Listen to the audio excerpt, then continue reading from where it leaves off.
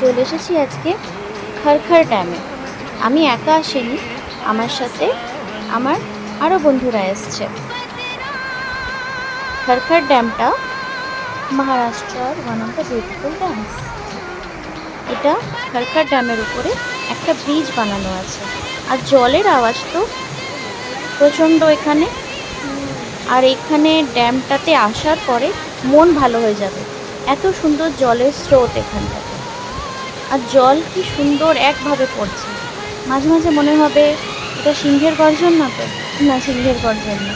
এই আমার বন্ধু অনুসুয়া, এদিকে দিদি ভাই আছলাজি, ওরা সবাই নিজের নিজের মতন ছবি তুলছে, আর আমি ড্যামটার ছবি দেখাচ্ছি। ড্যামের এই সাইডটাতে মানে ব্রিজটার এই পাশটাতে অনেকে স্নানও করছে।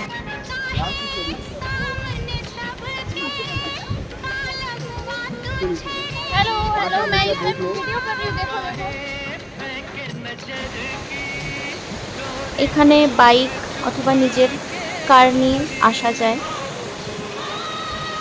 আজকে ওয়েদারটাও ভালোই আছে। যে দীপালি আর অনুসুয়া গল্প করছে।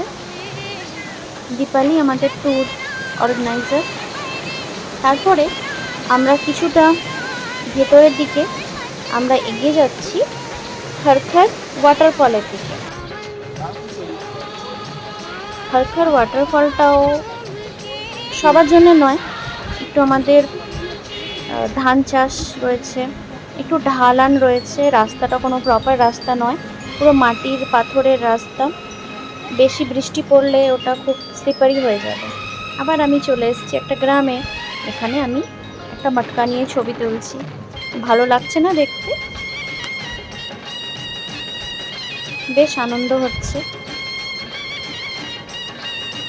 ওরা এখানে ওই ঝর্ণার জল এই মটকাতে করে করে তুলে আনে আর ওটাই খায়। আমরাও খেলাম। মটকার জল ভীষণ মিষ্টি জল, খুব ভালো খেতে, আর ওটাতে আমাদের পেটও ভালো থাকে। ঝর্ণার জল তো সবসময় ভালোই হয়। আমি তো পোজ দিয়ে যাচ্ছি, ছবি তুলছি।